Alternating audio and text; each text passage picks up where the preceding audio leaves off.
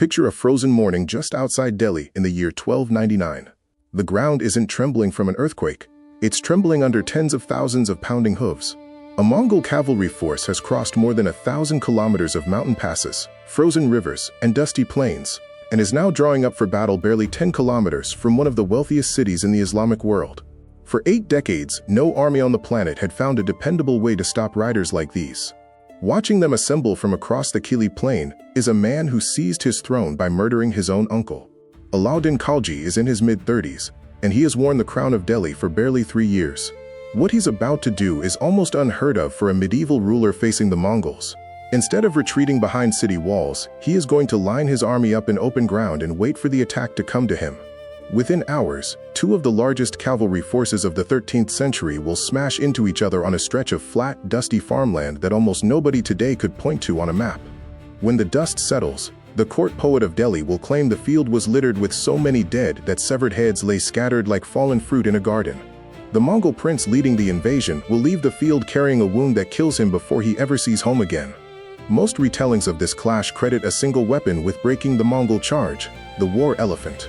Hundreds of armored giants smashing through enemy horsemen like siege rams through a gate. That part is true enough, but it isn't the whole picture. The real weapon that decided this fight isn't something you could point to on the battlefield at all. It began long before the first arrow flew, with a ledger rather than a blade. And there's a second mystery hanging over Kili. Did the Mongols genuinely lose that day, or did they simply choose to withdraw, carrying the real story away with them? Rewind 3 years. Before he was Sultan, Alauddin was a provincial governor stationed along the Ganges, answering to his uncle Jalaluddin. Ambition won out over loyalty. In 1296, he lured his uncle to a meeting, embraced him, and had him killed on the spot, then marched on Delhi using gold plundered from the Deccan. He took the throne before anyone could organize against him. A throne built on betrayal is unstable though. Nobles distrusted him. And from the northwest, a far bigger threat was building, one no amount of palace scheming could fix. Mongol raiders had tested the Sultanate's borders for years. In 1298, a large force pushed into Gujarat and was beaten back by Alauddin's commanders. That win taught him something crucial. Mongols could be beaten, but only by an army paid properly and bound together by something sturdier than feudal loyalty. So he rebuilt the Sultanate's entire military economy from scratch, fixed prices on grain and cloth, cash wages instead of land grants, and a horse branding system to stop officers padding their troop counts on paper. He wasn't just training soldiers, he was engineering a machine. Across the mountains in Afghanistan, a Chagatai prince named Qutlugh Khwaja, grandson of Genghis Khan through his father Dua Khan, was gathering riders for a campaign aimed straight at Delhi's heart, not just another border raid. Many of his men were herders' sons from the steppes of present-day Uzbekistan and Kyrgyzstan, summoned by clan duty and pointed toward a country they had never seen. They would cover more than 1,600 kilometers before reaching the city walls. Chroniclers claim the Mongol horde numbered well over 100,000. Modern historians believe the real figure was closer to 20 or 40,000, though nobody can say for certain. What is certain is that every rider carried a composite bow capable of killing from 150 to 200 meters away, backed by sabers, lances, and armor ranging from boiled leather to iron plate. Alauddin's force, also inflated by court riders into the hundreds of thousands, was likely 30 to 70,000 strong, but its real strength was structural. These were not feudal levies who would scatter at the first setback. They were salaried professionals with standardized gear, anchored by several hundred war elephants wrapped in chainmail and iron forehead plates, each carrying archers and javelin throwers in a howdah. On the morning of battle, both sides formed lines stretching over a kilometer across the flat, frost-dusted plain north of Delhi. The Mongols opened the way they always did, sending waves of horse archers to test the Delhi line, hoping to bait a countercharge they could punish with a feigned retreat. Arrows rained down, sticking in elephant armor like needles in a cushion, but Alauddin's order held firm. Do not chase them, no matter what happens, stay behind the elephants. The line absorbed hit after hit, without breaking formation. Hours passed, dust thickened into a choking haze. When probing failed to crack the line, Qutlugh Khwaja committed to a full charge, thousands of riders driving straight at the Delhi center. Mongol horses, unused to anything this massive and loud, balked at the last instant. Some riders broke through regardless, and the center dissolved briefly into close-quarters chaos of sabers and screaming horses. But the elephants did not move.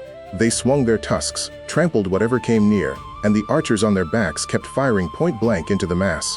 The charge crumpled and pulled back in disorder.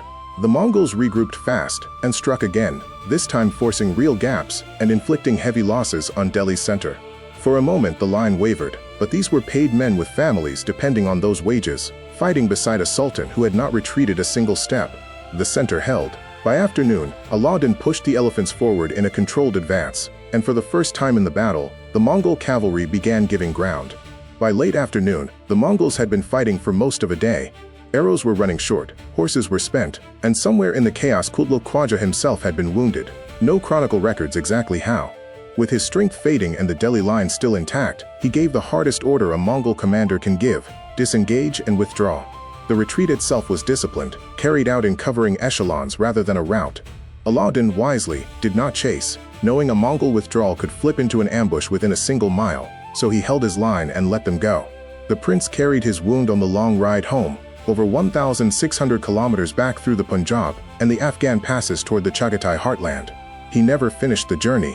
A later chronicler recorded simply that the pain of his injury worsened along the road, and that he died before reaching his own country. Whether Kili counts as a true victory is still debated. Persian chroniclers described it as a total triumph. Some modern historians argue it was more of a strategic check, since the Mongol army retreated in good order and remained largely intact, even though its commander died and the invasion collapsed.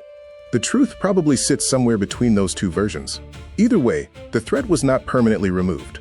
Another Mongol force besieged Delhi's suburbs just 4 years later.